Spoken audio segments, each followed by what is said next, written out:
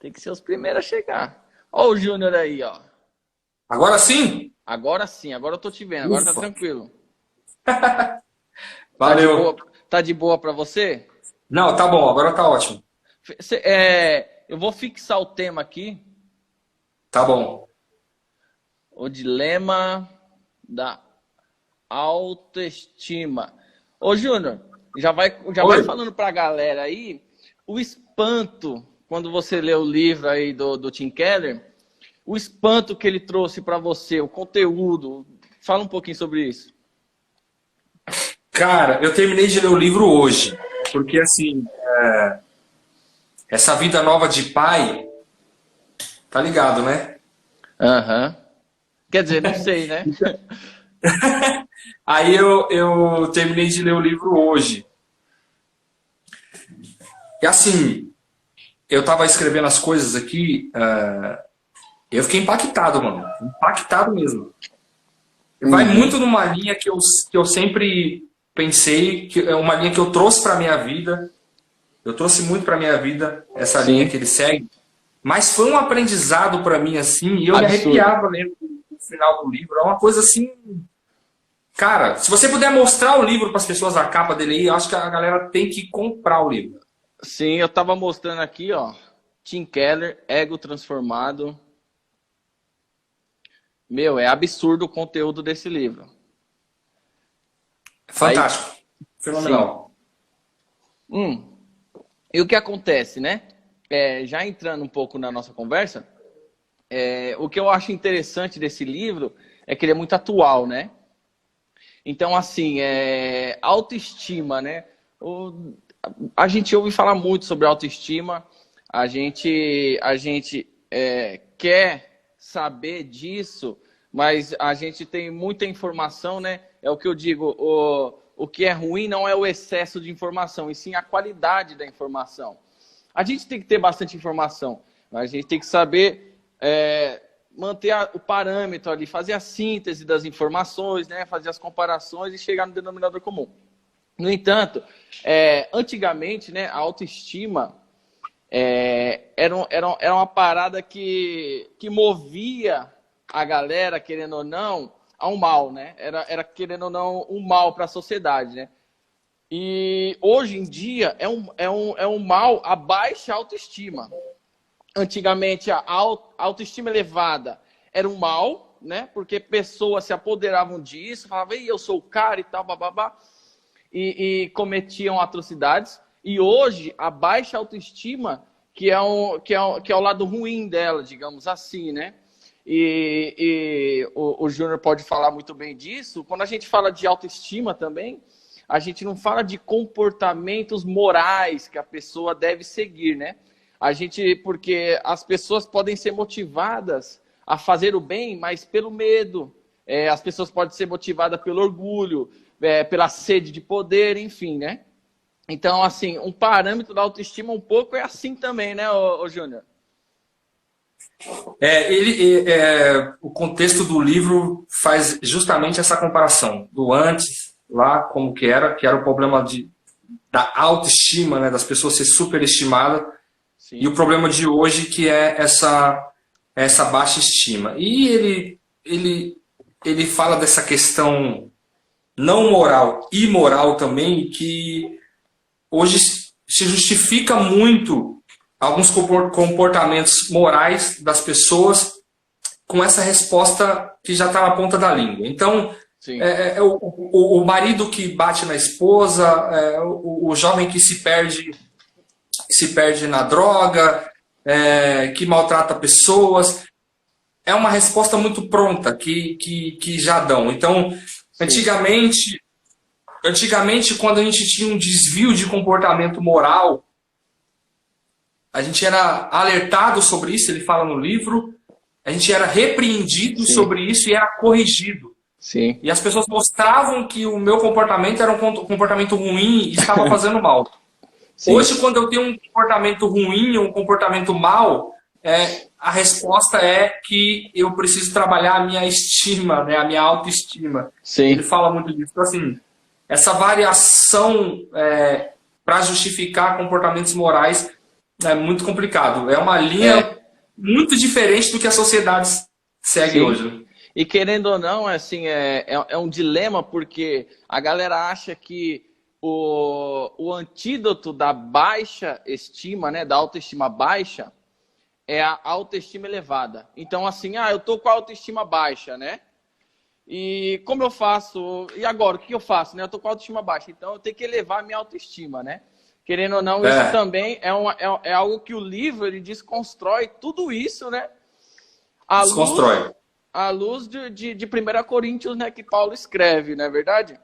Então, assim, a Natália até colocou muito bem aí a questão do orgulho, né, do ego da pessoa, do orgulho. Então, ele começa a perambular, a andar por esse chão, né, pelo chão do orgulho, né, do orgulho super inflado, que ele diz, né? E existem algumas características desse orgulho também, né?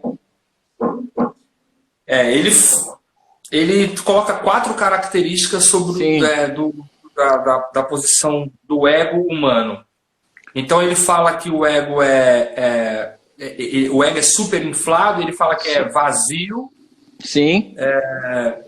Eu não sei se você anotou aí, porque frágil. o Word que eu fiz aqui perdeu. Mas ele fala que é vazio, frágil, dolorido e atarefado, se eu não me engano. Né? Exatamente. E atarefado. Exatamente. E aí, a gente vai fazer esse link do que a gente está falando, que trata muito da questão social, mas também do nosso posicionamento cristão. O ego super inflado e vazio, uma característica que ele colocou no livro que me chamou muita atenção, ele falou assim, ele quer dizer que o ser humano tem muita necessidade de ocupar espaços. E ele fala que qualquer coisa que você coloque no lugar de Deus, o espaço, a sobra do espaço vai ser muito grande. Ou seja, não há nada que você coloque no lugar que deveria ser de Deus que preencha o espaço.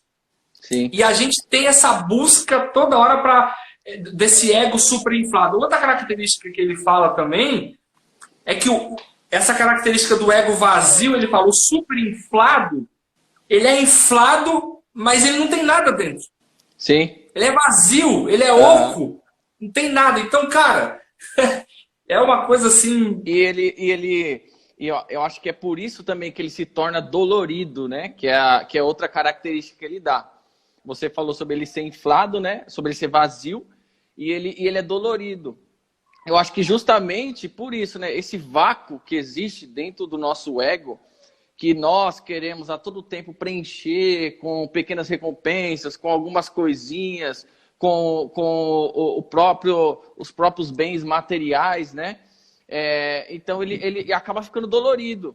Por quê? Porque muitas vezes nessa busca de preenchimento eu sou ignorado. Muitas vezes nessa busca de preenchimento eu sou taxado como um idiota. Eu sou esnobado às vezes por uma pessoa, né? Então assim, ele é dolorido, ele é inchado, ele é vazio. E quando eu tô buscando preenchimento desse vazio, que na verdade só vem de Deus, esse preenchimento não vem nada, nada consegue preencher esse vazio a não ser Deus. Com essa ânsia de preenchimento, eu acabo ficando com o ego afetado, com o ego dolorido, né? Esse ego super inflado, ele tem essa característica que dói muito, né? E ele também é super atarefado, né? Esse ponto que você colocou, é bom a gente conseguir separar. O que nos fere, as pessoas confundem, que acham que, na verdade, os nossos sentimentos foram feridos, que o nosso sentimento foi machucado. E ele fala no livro que o nosso sentimento nunca foi machucado. Os nossos sentimentos, eles nunca foram feridos. Eles continuam mesmo. O que se fere e o que se machuca é o nosso ego. Né? É aquilo que a gente está criando. A expectativa que a gente cria e se machuca. Ela que se frustra. O sentimento não. O sentimento continua igual. O sentimento continua o mesmo. Mas a nossa busca, o ego que faz a gente buscar esse reconhecimento, ele sim se machuca. É isso que ele fala nessa parte do que é dolorido. Sim, e ele é super atarefado, né? Que nessa ânsia de preenchimento, né? A gente acaba caindo naquilo que muito se fala hoje em dia, né? Que é fruto de muita depressão, né? Que nesse caso é a comparação, que a gente acaba se comparando muito. A gente, ainda mais hoje em dia nas redes sociais, né? A gente acaba se comparando muito com o outro. E eu acho que o legal do Tim Keller é quando ele entende que Paulo, ele fala assim, o esquema não é a comparação, porque eu não posso me comparar com ninguém. Na verdade, nem eu fico me comparando. Eu não fico olhando para mim mesmo. Eu não olho para o outro, não importo com a opinião alheia, mas também não importo nem com a minha própria opinião. Isso que é interessante, que ele vai se atarefando, essas pequenas tarefas diárias, né, de preenchimento de ego, né, que você fica lidando com esse desconforto sempre, né, como você bem disse, não é um sentimento, né, você é um ego, sim, é um orgulho em si, que é intrínseco da natureza humana, né, nós somos assim, né, nós nascemos assim, na verdade, é até o primeiro pecado, né, que Adão e Eva ele comete, não está escrito isso no livro, mas parafraseando, Adão e Eva, eles é acometido por esse vazio, né? E eles vão em busca desse conhecimento, né? Do fruto, eles vão em busca dessa individualização, dessa individuação, ou dessa ânsia de suprir algo, né? Não sei. Mas, enfim, né? É muito atarefado e frágil também, né, Júnior? O Tim Keller fala no livro o seguinte, o orgulho, a gente ter orgulho de fazer as coisas, o orgulho ele tem uma característica de sempre buscar ser o melhor naquilo que faz e ele traça um objetivo, ser melhor que outro, ser melhor que o outro. Uhum. Então assim, o que o orgulho faz? Eu canto melhor, eu prego melhor, eu dou palestra melhor, a minha live é a melhor, eu falo melhor, a minha eloquência é melhor. O orgulho faz a gente ter esse tipo de pensamento. O problema do orgulho é que quando chega alguém que faz melhor do que a gente, tudo que a gente acha que é bom, tudo que a gente acha que é super valorizado, quando chega alguém que faz a mesma coisa muito melhor, tudo é desconstruído dentro da gente. Então o orgulho não trabalha no objetivo da felicidade por fazer. Ele trabalha simplesmente na realização de ser melhor que o outro ou que alguma coisa.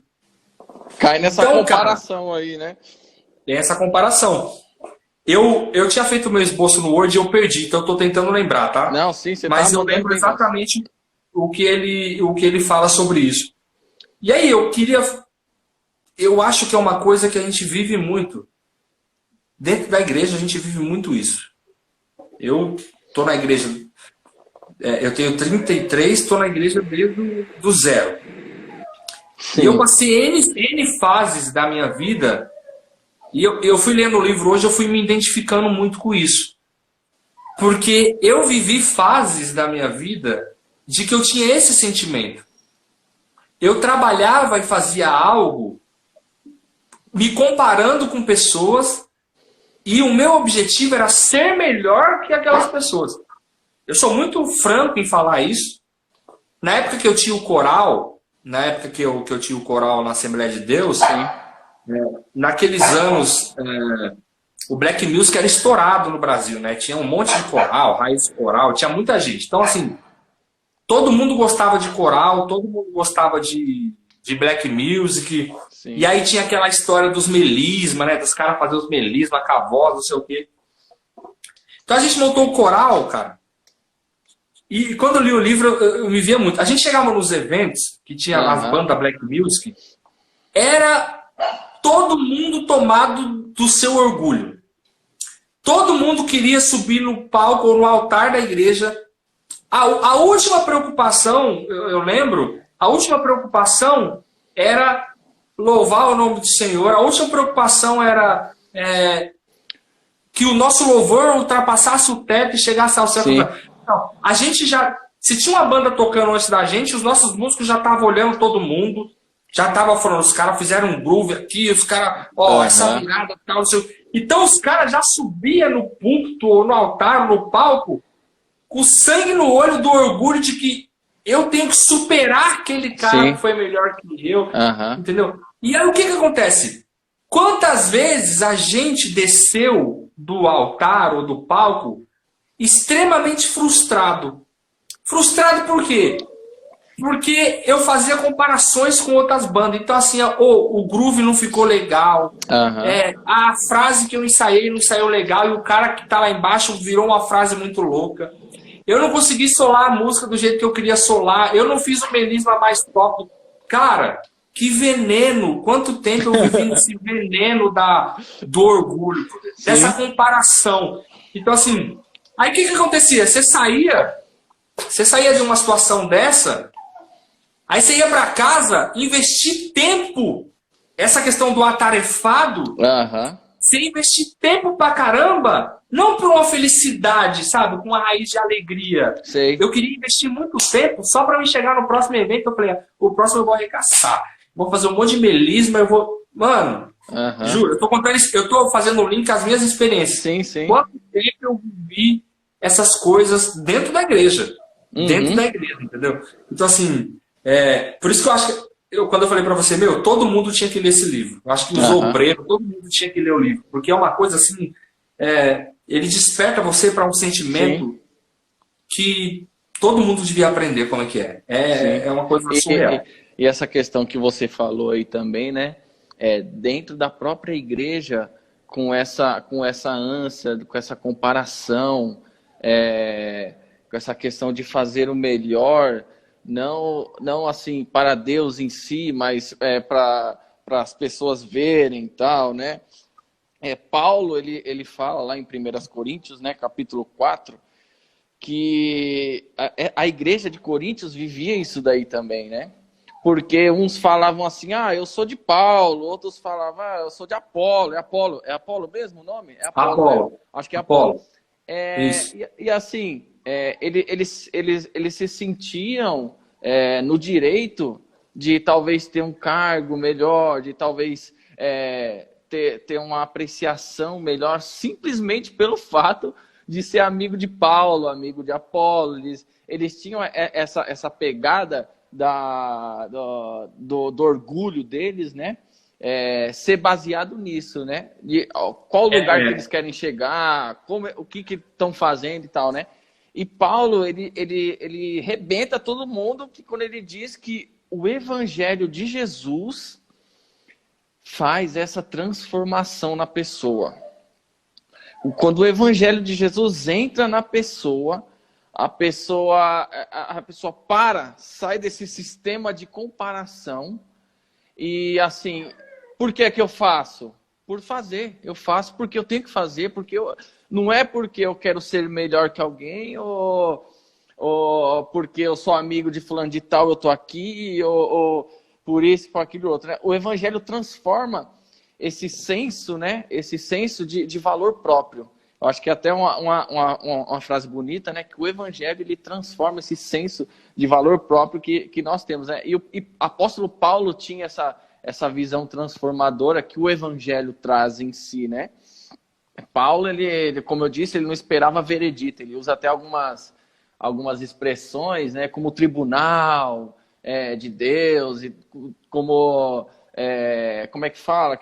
Eu até anotei aqui, julgamento, tribunal, ele usa até como metáfora, né, para dizer que nesse tribunal e nesse julgamento, tipo assim, chega no final do dia, ele não olha e fala assim, pô, eu fui bem, fulano de tal me viu, ou eu tô bem comigo mesmo, porque ele esquece até de si.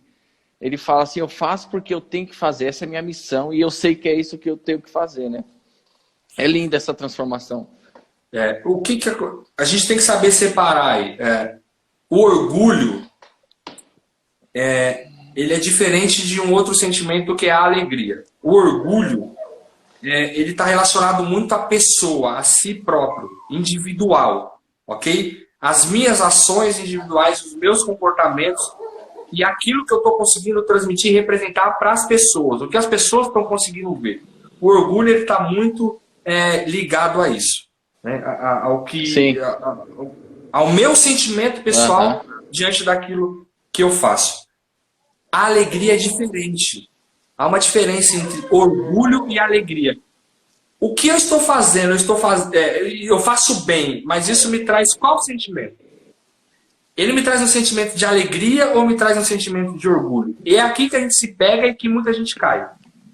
Porque o orgulho está relacionado à sua competência própria, à sua competência individual, né? O orgulho, ele é algo que ele transmite para a gente assim, eu sou capaz de fazer. A alegria nem sempre, porque a alegria, quando você faz alguma coisa com alegria, nem sempre você é super capaz de fazer aquilo. Nem sempre você é super dotado para fazer aquilo, né? Mas você faz. E você não se importa com o resultado diante das pessoas. A única coisa que importa para você é que você está sendo útil naquilo que você está fazendo e está gerando alguma coisa para as pessoas. Então, o orgulho alimenta um sentimento individual. Quando você tem uma... A alegria, ela alimenta sentimento nas pessoas. Porque quando você faz algo com alegria, você está fazendo para as pessoas, você não está fazendo para você mesmo. Isso é uma das coisas que ele pontua muito no livro. Ele fala assim, olha, o orgulho é dolorido, né? O ego nunca se sente feliz, ele vive chamando a atenção para si mesmo. Quando ele fala do atarefado, ele fala, ó, faz tudo para ser notado, né? Ocupado, tentando preencher o vazio. Sim. Na tentativa de preencher o vazio, o ego vive se comparando com outros. E ele fala que o orgulho de ser melhor em tudo que faz. Porém, é o que eu falei, né? Quando chega alguém melhor que nós, tudo se perde. Porque nós não tínhamos alegria no que fazia. Apenas tinha orgulho. Aí, nessa parte que você falou agora, é quando Paulo fala. Paulo não buscava a aprovação humana. No texto, ele fala o seguinte... eu vou parafrasear na linguagem de hoje, né? Ele fala o seguinte, eu não ligo para o que vocês vão pensar sobre mim. Na verdade, eu não ligo nem o que eu mesmo penso sobre mim. Eu não ligo de ser julgado pelo tribunal humano. E esse tribunal humano que Paulo está falando é literalmente uma metáfora, porque não existia tribunal naquela época, tribunal físico que julgava, não existia, né? Então, Paulo está falando o seguinte, eu não ligo para o julgamento das pessoas. Na verdade, eu não ligo nem para o meu próprio julgamento. E tem uma outra coisa que Paulo diz, ó, eu não considero a opinião de vocês, nem mesmo a minha opinião ao meu respeito. Aí ele fala uma outra frase assim, ó, a minha consciência está limpa. Eu queria parar aqui para dizer o seguinte. Uma vez eu ouvi uma frase assim, uma moça pregou lá na igreja e ela falou assim, você nunca pode julgar a sua santidade pelo pecado do outro. O que acontece? O que é julgar a sua santidade pelo pecado do outro? Eu falo assim, a minha oração, Senhor, eu sei que eu pequei, eu sei que eu pisei na bola, mas nem se compara com o pecado daquele irmão lá. Não, então eu tô bem. Então Paulo diz o seguinte aqui, ó. A minha consciência está limpa. A minha consciência está limpa. Esse minha consciência está limpa que Paulo está dizendo, não está isentando Paulo de nenhum pecado. Paulo não está dizendo que ele não tem pecado. Paulo não está dizendo que ele não erra. Paulo não está dizendo que ele não comete erros diante de Deus. Quando ele diz, a minha consciência não está limpa. Porque logo depois ele fala o seguinte, porém, isso não me inocenta. Aonde que a consciência de Paulo está limpa? Qual que é a parte? Aonde que se encaixa essa frase? A minha consciência está limpa pelo seguinte, porque a minha consciência, ela não é baseada no julgamento de ninguém dessa terra. A minha consciência, ela não é baseada no julgamento de nenhum ser humano. de nenhuma pessoa. Mais ainda, a minha consciência não é baseada nem no meu próprio julgamento. Uou! Você entende? Uhum. Então, assim, quando alguém falar para você assim, a minha consciência está limpa, a sua tua consciência está limpa por quê? Porque o pastor falou que está tudo bem? Porque o seu líder falou que está tudo bem? Porque você tem... Porque hoje, quando você senta na cadeira de alguém para pedir um conselho, principalmente nessa questão de baixa estima, o que tá acontecendo? Até porque você fez alguma coisa e acha que aquilo foi bom, né? Fez uma caridade, minha consciência está limpa, que eu fiz uma caridade e aquilo foi bom. Isso. Alguém vai falar para você assim, se você senta na cadeira para falar de alguma coisa, de algum problema, alguém vai falar para você assim, olha, você não pode ligar para a opinião dos outros, não liga para o que os outros estão falando, né? Não se importa com o que ninguém fala sobre você.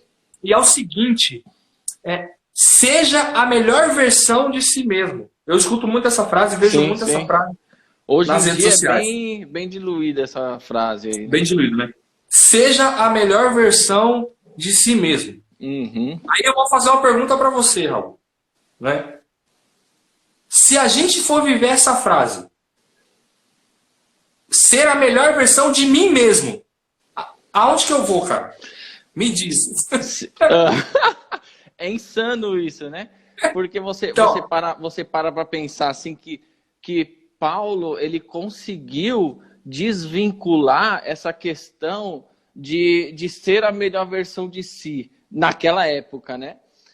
Ele não buscava a aprovação das pessoas para a sua autoestima, que isso não é questão para ele, autoestima é uma linguagem nossa que a gente está usando, autoestima não é nem questão para ele, né? Não. E ele não busca a aprovação dele mesmo. E essa questão de você todos os dias ser a melhor versão de si, você acaba entrando no que tem um sociólogo coreano, eu esqueci o nome dele agora, que ele chama a sociedade de hoje de sociedade do cansaço. Ele fala que a sociedade, o excesso de positivismo na cabeça das pessoas. E toda essa ideia de você ser melhor, a sua melhor versão, você fazer bem, você ser melhor amanhã do que foi hoje e tal. Claro, você tem que fazer as coisas com excelência, né? Você tem que procurar dar o melhor de si, né? Mas esse excesso de positividade te dá um certo cansaço na alma, um certo cansaço na sua própria existência, no seu próprio físico. Isso daí te dá um certo cansaço, porque é muita autocobrança. Você acaba sendo aquela pessoa que chicoteia e acaba sendo o chicoteado também, nesse caso, né? Você tá ali todos os dias assim, eu preciso dar a minha melhor versão, eu preciso ser o melhor, eu preciso ser o bom. E outra, estão dizendo que eu tenho a possibilidade de ser. Estão me falando. Todos os dias eu leio uma frase de efeito que diz isso e tal. E assim, não sei se isso vai soar bem para todo mundo, mas ser empresário, um empreendedor, por exemplo, nem todos vão ser. Essa é a bem da verdade, nem todos vão ser. Então, assim, esse excesso de autocobrança traz doenças que hoje são a doença do século. Você vê aí a depressão, essa busca de autoestima elevada, quando você cai nesse ciclo do orgulho aí que o Tim Keller diz, né? Que é o vazio, o orgulho dolorido, o orgulho atarefado, o orgulho frágil. Quando você cai nesse ciclo vicioso, você acaba se ferindo, você acaba ficando doente, você acaba entrando em depressão, aí você conversa com alguém, né? Aí você ou se expõe, aí a pessoa fala, pô, você tá com autoestima baixa. Você tá com... Então, qual que é o remédio? Uma autoestima elevada. Então, o que eu vou fazer? Vou em busca disso daí, vou em busca da minha melhor versão, vou em busca... Então, assim, Paulo, ele deixa bem claro, né? Que isso não faz questão para ele. Isso daí não faz parte do pensamento rotineiro dele. Eu faço porque eu sou um ser transformado em Cristo.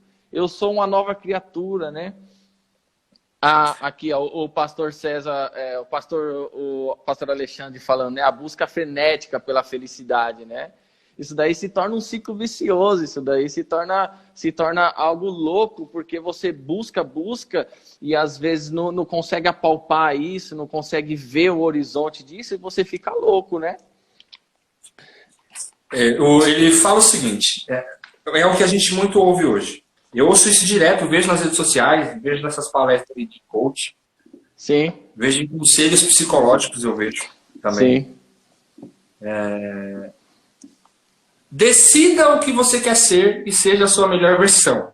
Né? É o que a gente ouve hoje. Decida o que você quer ser e seja a sua melhor versão. Por isso que Paulo fala o seguinte, olha, eu não considero a opinião de vocês, eu não considero nem mesmo a minha opinião. A minha consciência está limpa, mas ela também não me torna inocente.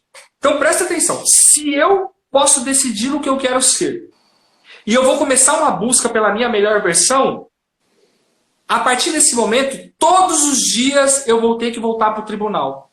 Sim. Porque quando você está buscando alguma coisa, todo dia alguém vai te avaliar.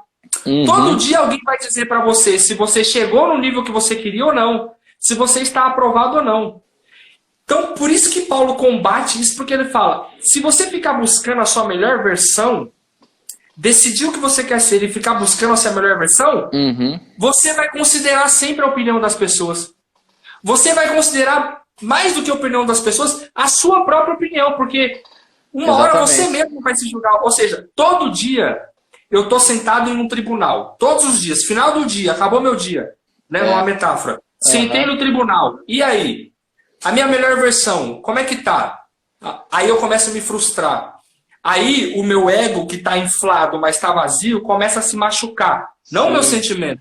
O meu ego começa a se machucar. Porque o que está sendo atingido quando eu não alcanço alguma coisa, não é o meu sentimento, é o meu ego. É o meu orgulho. Ok? Porque quando não se tem isso, você não é machucado. Quando a gente consegue enxergar as coisas sem o orgulho, eu não sou machucado. Eu levo como aprendizado. Eu li o livro, falei na live do pastor Alexandre no domingo passado, que o livro fala assim, às vezes você ganha, às vezes você aprende. O termo correto seria, às vezes você ganha, às vezes você perde. Mas o cara coloca no livro, às vezes você ganha, às vezes você aprende. Sim. Olha a diferença. Às vezes eu aprendo quando não é ego, quando não é orgulho. Sim. Mas às vezes eu perco, no meu sentimento da minha cabeça vai ser perca quando é o ego e o orgulho que domina. Então Paulo fala exatamente isso. O que você quer ser? Seja a sua melhor versão. Então ele fala, ó, buscar elevar a autoestima seguindo os nossos critérios ou os critérios de terceiro é uma armadilha. Pô, de verdade, eu não tenho critério nenhum, eu não tenho critério, porque a Bíblia me ensina que a minha raiz é mal. A minha raiz é mal, sabe? Desde quando Adão e Eva pecou, a minha raiz é mal, cara. Aqui dentro, eu já nasci com a raiz da maldade. Então, assim, alguma hora vai ter um critério dentro de mim que vai me afundar em algum sentimento, em algum momento. Entendeu? A raiz das pessoas que estão à minha volta também tem uma raiz de maldade. Sim. Todo mundo tem. Então, se eu baseio a busca da autoestima nos meus próprios critérios ou nos critérios das pessoas, eu sempre vou me frustrar. Eu sempre vou perder. Eu sempre vou tomar rasteira. E é um campo meio delicado também, né? Porque às vezes você também tenta viver além dos seus próprios critérios, né? Você coloca uma régua também nesses critérios que é muito elevada às vezes, né? Aí também casa falar a importância do autoconhecimento para você colocar os seus critérios de acordo com as suas capacidades também, né?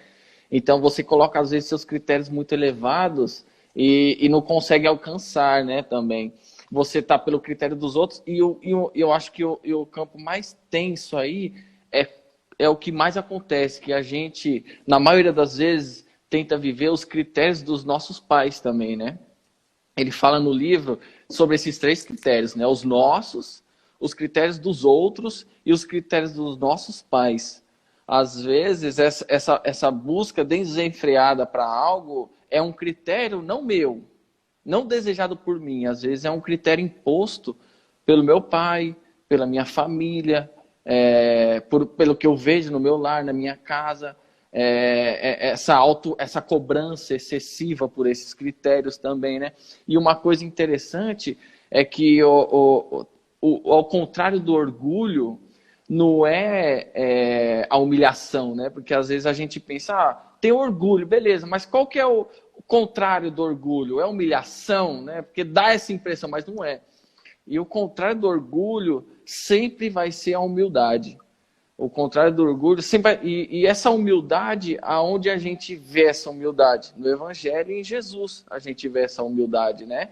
A humildade de fazer o que ele fez, passar por cima do que passou, sofrer o que sofreu e não se deixou levar por isso. Ele não fugiu do sofrimento dele, ele enfrentou o sofrimento dele, ele enfrentou tudo que estava na frente dele, e não em busca porque ele sabe que temos que enfrentar. Ele sabe que, assim, é até aquela às vezes a gente pede mal, né? A gente pede para Deus tirar o sofrimento da nossa vida, mas a gente não tem que pedir para Deus tirar o sofrimento, a gente tem que encarar o sofrimento. A gente tem que, como diz Viktor Frankl, a gente tem que ir em busca de um sentido nesse sofrimento que a gente tá sentindo, que a gente está vivendo, né? E uma coisa que eu quero falar aqui, para quem tá assistindo a gente aí, eu vi algumas pessoas falando algumas coisas, né? No decorrer aqui não deu para acompanhar direito, mas eles podem fazer perguntas também, né, ô Júnior? Pode fazer as perguntas aí. Se a gente souber responder também, quiser interagindo aí, galera, mandando umas perguntinhas aí, né? Que aí a gente interage também, é interessante. Olha a logoterapia. Pode falar. Logoterapia. Pode falar. Ele fala no livro o seguinte: o problema da autoestima, é o que eu falei antes, é que todo dia a gente volta para o tribunal. Então vamos imaginar o tribunal. O que é um tribunal? O tribunal tem o réu, ok? Uhum. O tribunal tem o advogado que te defende, o tribunal tem o promotor que te acusa, e o tribunal tem o juiz da sua causa. Agora imagine, ele fala que o problema da autoestima, dessa questão de seja a melhor versão de si mesmo, é que todo dia a gente está no tribunal. Então imagine todos os dias, vamos imaginar isso fisicamente, trabalhei, fui para o meu trabalho, foi desgastante, e eu tô com aquela ideia na minha cabeça, a melhor versão de mim mesmo, eu tô decidindo qual é a melhor versão de mim mesmo, tô lá, não sei o que, tô buscando a melhor, exatamente, tô buscando a melhora, tô fazendo aqui um agrado no meu chefe, tô aqui porque eu quero crescer, eu preciso da aprovação das pessoas, tá? Aí saio do serviço, vou para a faculdade, estou na escola, quero ser o melhor, o melhor da minha classe, melhor que esse aqui que é mais inteligente e tal. Todo dia é essa rotina. E chega no final do dia, você não vai para casa. Espera aí que você tem que passar aqui no tribunal, que agora nós vamos julgar. Vamos julgar. É isso que o livro está falando, entendeu? Agora nós vamos julgar. O problema da autoestima e de ser a melhor versão de si mesmo, que todo dia você vai para um tribunal. Todo dia alguém vai te defender, alguém vai te acusar. Todo dia tem um veredito. Então, o que o livro fala? É o seguinte. Ele fala o seguinte: eu tenho comportamentos, eu tenho atitudes para ter um veredito. Eu tenho atitudes para ter um veredito. Entendeu? Eu faço coisas para me alcançar um veredito. Entendeu? É isso que o livro está falando. Eu faço coisas para me chegar no tribunal e eu ter um veredito. Aí, cara, foi nessa hora que eu me arrepiei, meu olho encheu de lágrimas. Eu falei, cara, não acredito que eu tô lendo isso aqui. Tem uma pergunta do Teixeira aí, ó. O Teixeira está fazendo uma pergunta. Ó. O orgulho, ele acaba vencendo a humildade? Você quer responder ou quer que eu responda essa? Pode responder. Eu acho assim, ô Teixeira... de acordo com o livro, de acordo com alguns estudos que a gente fez, né, o orgulho ele pode vencer a humildade até um certo ponto. Por quê? Porque o orgulho ele causa alguns danos vamos se dizer assim, né, ao seu sistema cognitivo. Quais são esses danos? Por exemplo, ele te dá uma certa cegueira do que está acontecendo. Quando você tem esse orgulho super inflado, você acaba ficando cego. Por exemplo, você se acha o cara mais lindo da face da terra. Quando você tem esse orgulho, você se acha o cara mais zica no que faz e tal. Então, assim, ele acaba por vencer essa certa humildade que você deveria ter, nesse sentido, pela cegueira cognitiva que causa. Mas, assim, a humildade que deve ser exercida, neste caso, segundo Paulo, é a humildade de Jesus Cristo, segundo o Evangelho. É a humildade de todos os dias. É que nem o Júnior falou, quando você chegar mediante ao tribunal, antes de dormir na sua cabeça, lá, quando você deitar a cabeça no seu travesseiro, você sabe que o seu dia não foi medido por outras pessoas e não foi medido nem tampouco por si mesmo. Mas quem faz isso é o próprio Cristo, né? O próprio Deus. Ele é esse cara aí que ocupa esse espaço aí, né, Júnior? Nossa, falta 18 minutos, já passou rápido, hein? No 18 não, no meu falta 13, eu acho. É exatamente isso. O que acontece? Todo dia a gente vai para o tribunal. Ele falou o quê? Orgulho é uma doença da alma. Do fariseu e do publicano, né? Quando... Pode falar, pode falar. O que acontece? Essa questão da autoestima que leva a gente para um tribunal todos os dias. E o que acontece, então? Os meus desempenhos vão me dar um veredito. Eu baseio a minha vida em desempenhos. Então, assim, tudo que eu faço é para ter um desempenho, para quando eu chegar no tribunal eu ter um veredito. Para saber, eu estou sendo a melhor versão de mim mesmo ou não? Né? Eu estou sendo a melhor versão ou não? Então ele fala assim, olha, não é o desempenho que leva o veredito. Essa parte do livro, já no final, quando ele fala, não é o desempenho que leva o veredito. Ele está dizendo o seguinte, você não tem que fazer nada para aguardar um veredito ou para aguardar um julgamento.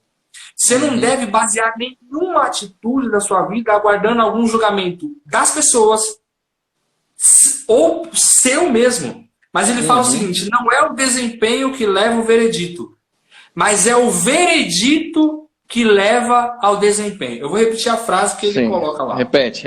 Não é o desempenho que leva ao veredito, mas é o veredito que leva ao desempenho. Por que ele está dizendo isso? Porque tem uma pergunta aí. Tem duas perguntas. Tem uma do PH e uma da Louise.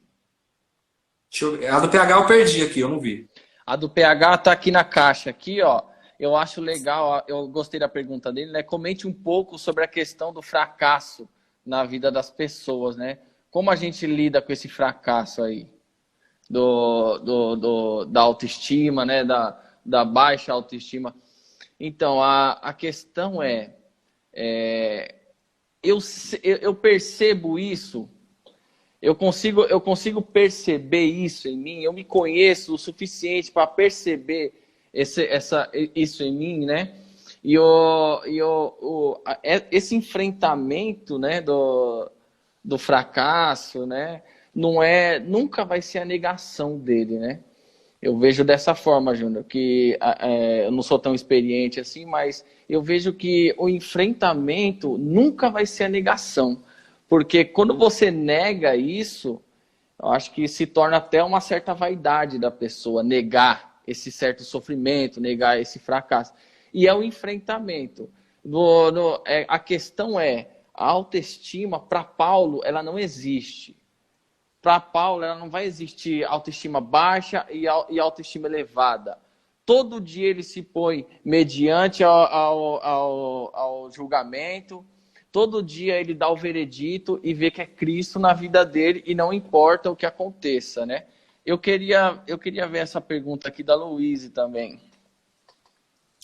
Como eu deveria ter esse comportamento de não buscar esse excesso de autoestima e não criar uma zona de conforto? Quer responder essa daí, Júlio? Como que é a pergunta aqui que eu perdi? Como eu deveria ter esse comportamento de não buscar o excesso de autoestima e cair numa zona de conforto? É o que a gente estava falando. Essa questão da autoestima é uma questão que a sociedade impõe nas pessoas hoje. Sim. Então nós estamos trazendo um tema aqui à luz da palavra de Deus, tá? Então a gente está trazendo esse tema à luz do Evangelho, à luz da palavra. tá? Então essa questão da autoestima é uma questão que a sociedade impõe. O Raul começou a live falando o seguinte: antigamente o problema era ter autoestima, porque as pessoas eram soberbas, as pessoas eram extremamente orgulhosas, as pessoas usavam a sua autoestima para humilhar, para escravizar, né? Ele tinha, as pessoas faziam as coisas erradas e tinha consciência limpa. Você vê que por isso que Paulo fala assim, ó, eu tenho a minha consciência limpa, mas nem por isso quer dizer que eu sou inocente. Por que Paulo fala isso também? Ó, você acha que Hitler tinha consciência limpa? Tinha. Tinha ou não tinha? Sim, tinha. Ele tinha consciência limpíssima. Para ele estava tranquilo. Botava fogo nos judeus, queimava todo mundo, e a consciência dele era o quê? Limpa. Tranquila. Por isso que Paulo fala, eu tenho a consciência limpa, porém isso não me torna inocente. Mas por que Hitler tinha a consciência limpa, tranquila? Porque ele era superestimado. Ele era dotado de um orgulho exacerbado de achar que ele era o melhor, o mais poderoso. E que tudo que ele estava fazendo era o correto. Era o correto a se fazer. Então, é uma situação que a sociedade impõe para a gente. Na luz da palavra, para nós que somos cristãos evangélicos, não existe baixa estima e nem autoestima. Esse é o segredo. Esse é o segredo. Não existe. Porque nós estamos em Cristo. Sim. Okay?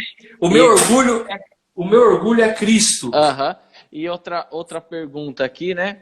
A pastora Maria Teixeira, minha mãe preta, ela perguntou assim: ter uma autoestima elevada pode nos levar a sermos orgulhosos?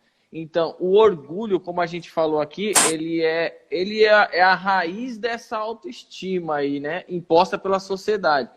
Então, você só se acha com autoestima elevada, quem está falando aí é o seu próprio orgulho, né? Então, a autoestima, ela não conduz ao orgulho, mas o orgulho cria essa autoestima elevada ou baixa, né?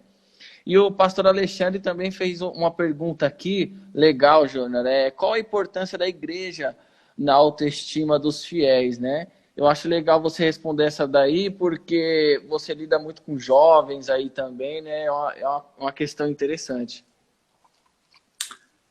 Cara, o papel da igreja é pregar Cristo. E se a igreja pregar Cristo, as pessoas vão desconstruir a questão da autoestima.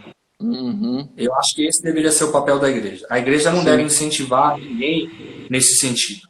Quando você prega o evangelho, se você olha para Cristo, agora me diz, se você for olhar a vida de Cristo sem espiritualizar, vamos colocar a vida de Cristo só na sociedade real. Todo mundo vai falar que foi um fracasso. Todo mundo vai falar que foi uma decepção, que foi uma derrota, né? Que foi uma perca enorme. A visão sem espiritualizar. Né? Só sofreu, só apanhou, só foi humilhado, foi julgado, era inocente. Ou seja, na visão social, derrota, perca.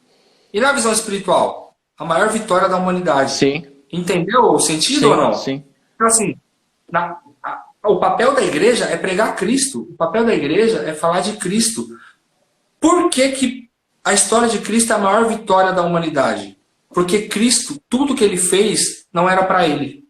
Tudo que ele fez não era para ele ou por ele. Tudo que ele fez era por nós, era por pessoas, era por alguém. Ele se doou, ele deu a si mesmo por um propósito, por alguém. Então ele não perdeu. Mas a sociedade não vai enxergar isso. A sociedade vai falar para você que você tem que dar o melhor de si para você mesmo. Você tem que correr atrás para você mesmo. Entendeu? Primeiro valorize você. Primeiro você. Primeiro você. Já alimentando esse ego já, né? Exatamente. Não, primeiro você. Primeiro você. Você tem que pensar em você. Você tem que olhar para você. E Cristo veio para falar o seguinte: o próximo, quem está do seu lado, quem está andando com você, o próximo, ele sempre veio para desconstruir isso. Então, assim, para mim o papel da igreja é literalmente pregar Cristo. Por isso que Paulo fala, por isso que o cara do livro fala essa frase, né? Sim. Não é o desempenho que leva ao veredito. Então, assim, na autoestima, todo dia a gente está num tribunal e tem que ter um veredito. E os Aham. nossos desempenhos são Sim. para buscar um veredito positivo. O, Mas na visão cristã, é o veredito que leva o desempenho. E aí, aham. você vai falar agora e depois eu vou falar por que, que o veredito que leva o desempenho e Sim. não o desempenho leva ao veredito. Sim. Eu vou responder a última pergunta aqui, que é a do BH. Hoje em dia, a igreja moderna incentiva a alta performance. O que acham da teologia de coaching?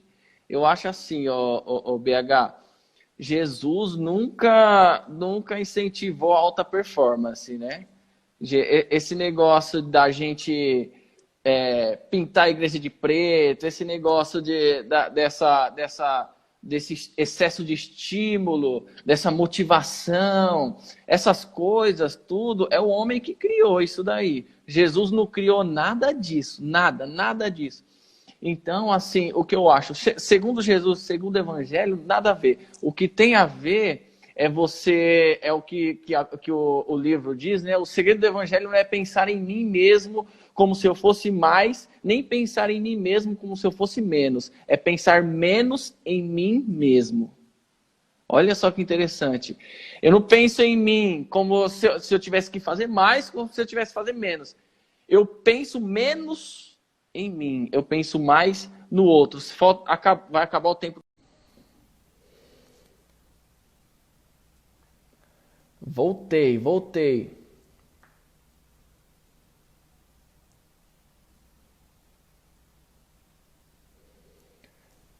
Voltamos para finalizar. Voltamos para finalizar. Teixeira, Raquel Pérez, galera voltando.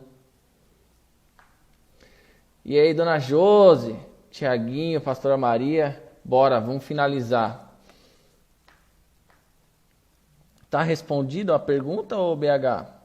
PH?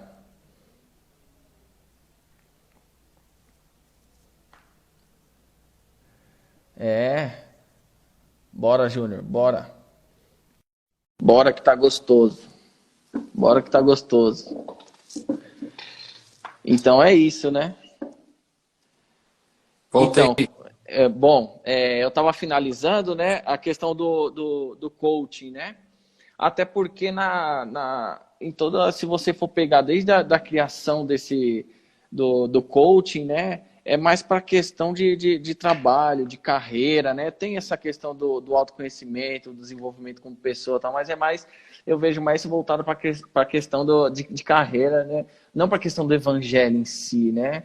Eu não preciso que nada fique me estimulando a amar meu próximo, que é o cerne do evangelho, né? É o coração do evangelho. Eu não preciso que nada fique me estimulando a isso. Eu tenho que ir, eu tenho que fazer, esse é meu papel, isso está em mim. Eu vou amar o próximo, vou fazer o bem ao próximo, não porque alguém está me estimulando, está me instigando a isso, mas sim porque é uma motivação interna, é algo que nasce dentro de mim.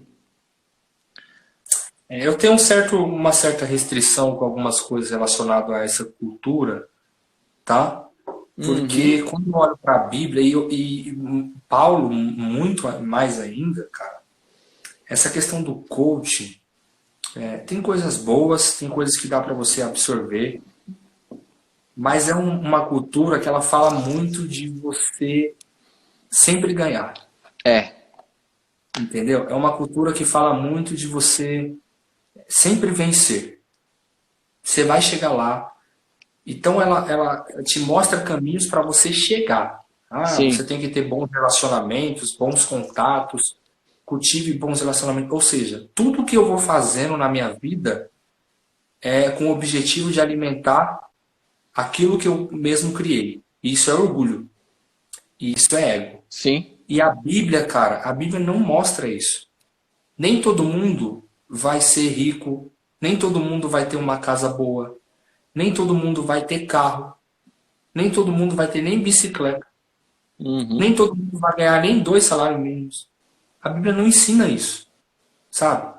A vida cristã e a vida evangélica é uma vida difícil aqui na Terra, né? Nós teremos aflições e aflições e aflições. A Bíblia fala o tempo todo, o nosso descanso não é aqui.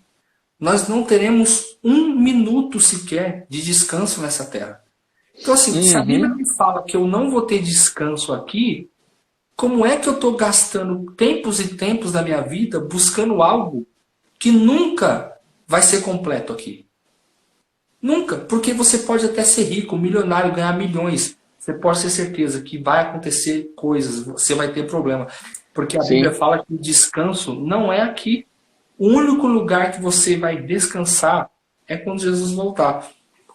Então, exatamente. Acaba preparando as pessoas e criando expectativa nas pessoas de uma coisa que jamais vai acontecer aqui. Aqui você tem refrigério, aqui você tem consolo, ok? Aqui você tem a proteção de Deus.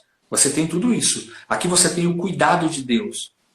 Mas você tem as tribulações, você tem as aflições, você tem as pandemias, né? Você tem as pandemias, Sim. Você tem o desemprego, você tem as doenças, você tem as tragédias, você tem tudo.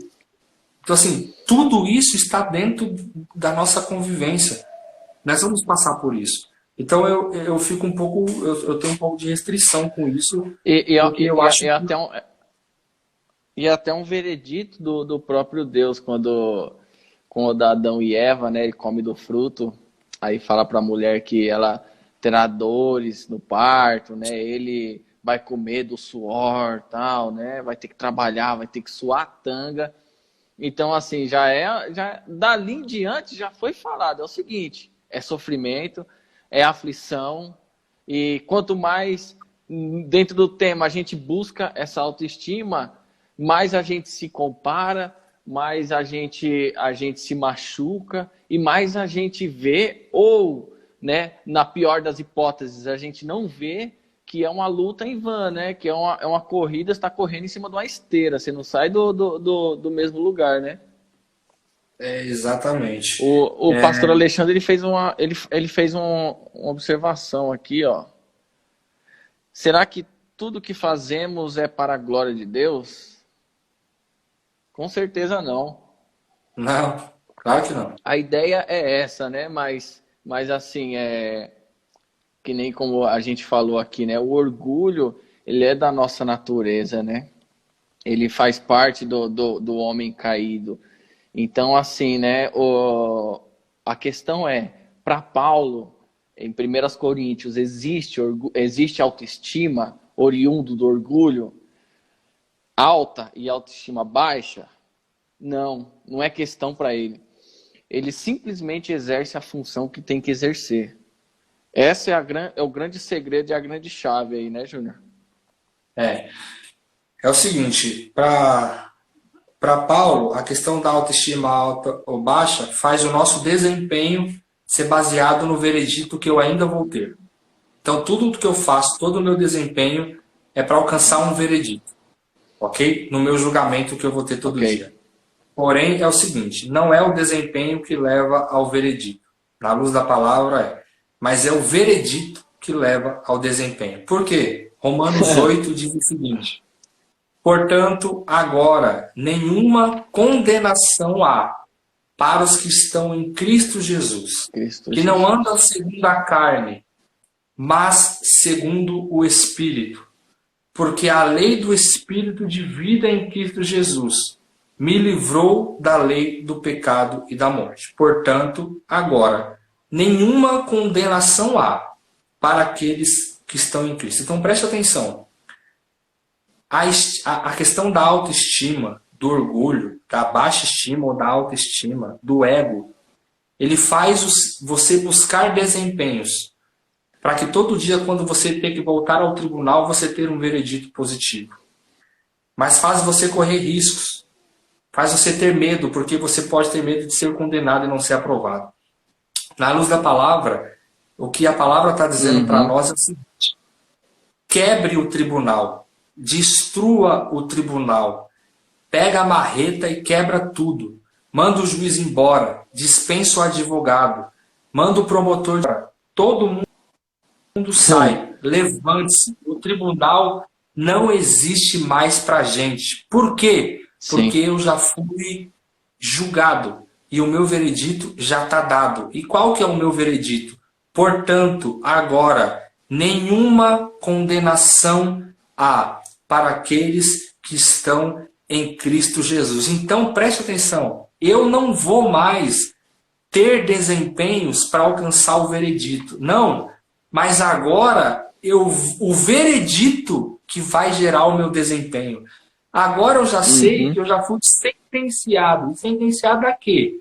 Eu fui sentenciado à vida eterna. Então o meu desempenho não é mais baseado em julgamento. O meu desempenho não é mais baseado em ter que levantar provas para o advogado.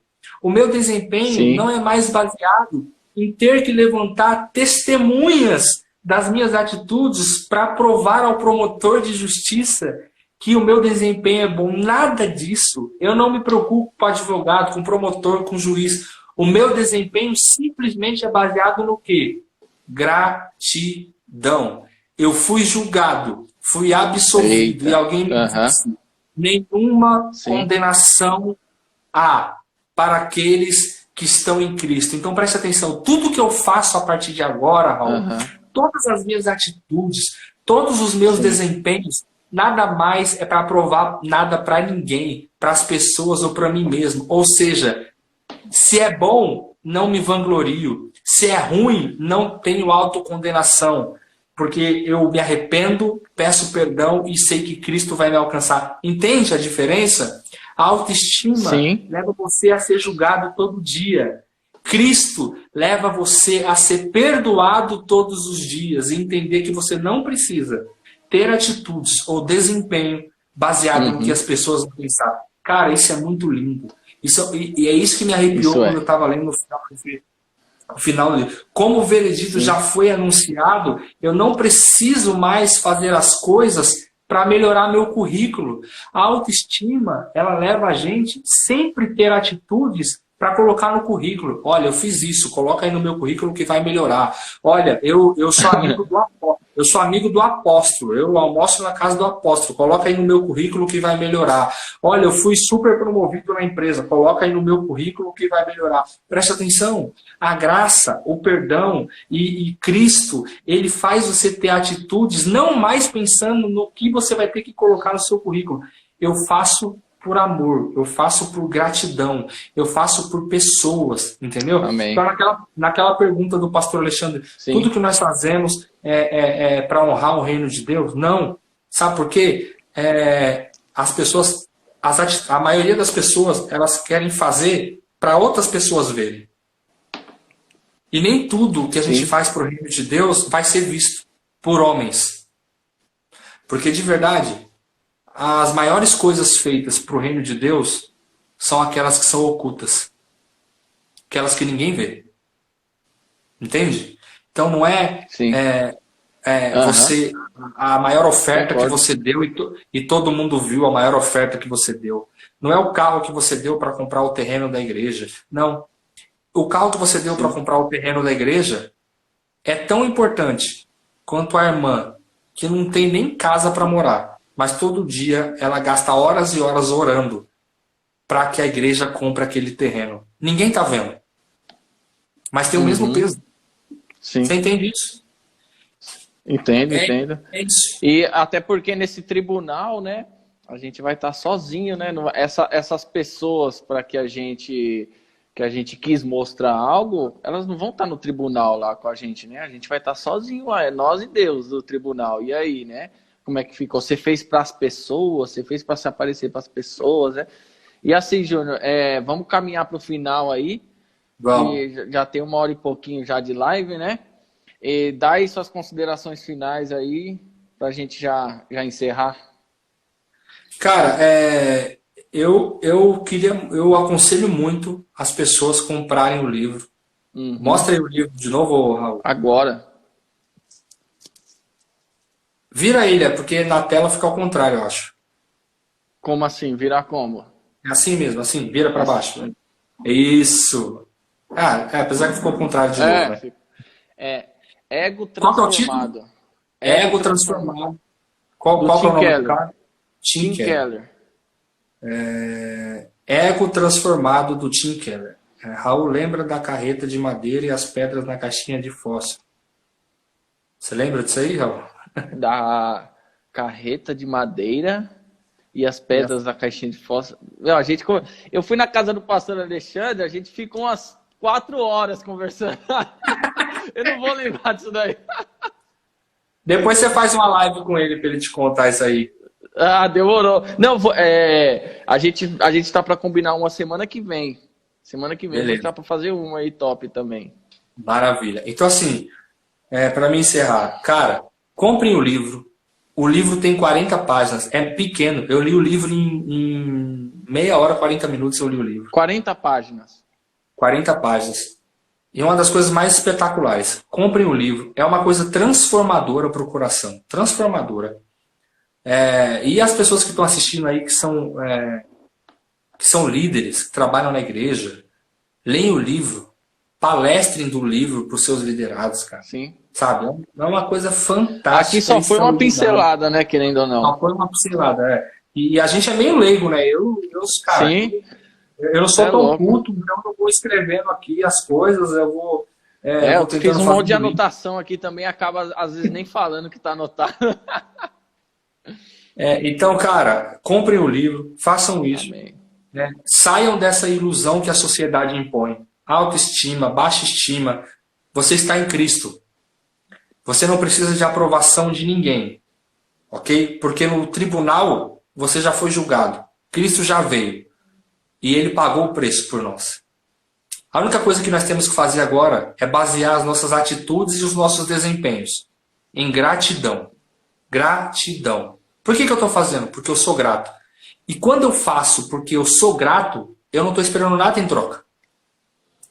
A gratidão é baseada nisso, Raul. Orgulho. Eu faço esperando um retorno. Gratidão. Eu faço porque eu já tive o retorno. Entendeu? Uhum, sim. Quando as minhas atitudes são baseadas em gratidão, tudo que eu faço, eu não espero nada. Nem elogio, nem abraço, nem glória, nem honra, nada. Entendeu? Eu só estou fazendo, porque eu estou sendo grato. Façam isso. Eu fui curado hoje lendo o livro de muitas coisas. Uhum. Eu vou confessar para você, eu fui um cara, ainda sou, preciso ser curado disso. Eu sempre me preocupei muito com a opinião das pessoas. Uhum. De me machucar, sabe? De me machucar. E hoje eu lendo o livro eu aprendi muitas coisas. Não é que eu vou falar para as pessoas, eu não tô nem aí porque você pensa. Não é isso que eu digo. Sim, as É opiniões devem ser avaliadas, né? Exatamente. Devem ser avaliadas. Mas eu aprendi demais. Então façam isso. Valeu pelo convite, cara. O convite e o livro foi a melhor escolha. Porque foi demais. Foi fantástico. Então, Deus abençoe. Obrigado pelo convite. Massa demais. Eu também agradeço assim, né, a proposta, porque foi legal pra caramba, né? Às vezes, a gente lê um livro aí legal pra caramba, né? Às vezes não tem com quem compartilhar, não tem com quem conversar sobre, às vezes a pessoa não lê o mesmo livro que você, não tá nessa mesma ideia. E aqui, né, a gente tá compartilhando com mais de 20 pessoas aí, quando caiu a primeira live tinha mais de 30 pessoas, então assim, é fantástico. Eu também só tenho a agradecer, né, a você, agradeço a Deus também pela oportunidade e agradeço a todo mundo que estava aí, que ficou mandando um sinalzinho, ficou aplaudindo, falando que estava gostando. Isso só serve de reforço positivo para a gente fazer outra de novo aí, né, marcar outra para a gente lê outro livro aí legal e traz aí pra galera, para conteúdo pra galera, conteúdo interessante, de valor. E assim, cara, que nem o Júnior tava falando, a gente tem que pegar essas informações e pôr em prática, querendo ou não, né? Como você vai não ser orgulhoso, né? Acho que só de você assumir ser um orgulhoso já é o primeiro passo. Né, você tentar não alimentar esse orgulho. A Edilane, minha amiga aí, ó, trabalha comigo, Ediliners, assim, só de você ter essa consciência, né, quando você tem essa consciência e também diz que não, você alimenta a sua vaidade.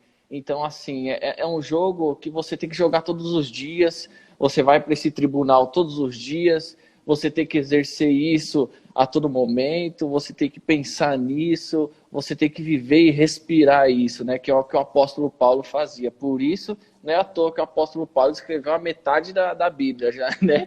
O Novo Testamento é quase todo do apóstolo Paulo. Então é isso, minhas considerações são essas. Se você gostou aí, pode tentar.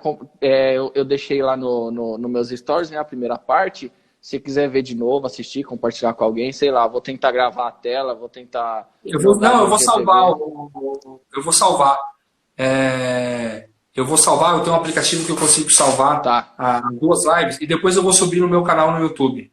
Fechou, fechou. Aí se você conseguir mandar para mim também, para me jogar aí Tá? no meu Insta. Mando para você. Aí eu vou Fechou? subir no YouTube. Tá bom. Só uma frase que eu vou deixar, que foi o que Paulo falou no versículo. Tenha consciência limpa, mas não se julgue inocente. Seja Sim, grato. sim, sim. Tenha consciência limpa, mas não se julgue inocente. Seja grato. Pronto. Fechou. Beleza? Fechou. Tamo junto. Falou. Valeu, Valeu. Júnior. Até mais, até a próxima. Valeu, galera. É nóis. Quem Até gostou, mais. só dá um salve depois aí. Falou. Até mais. Falou. Até mais.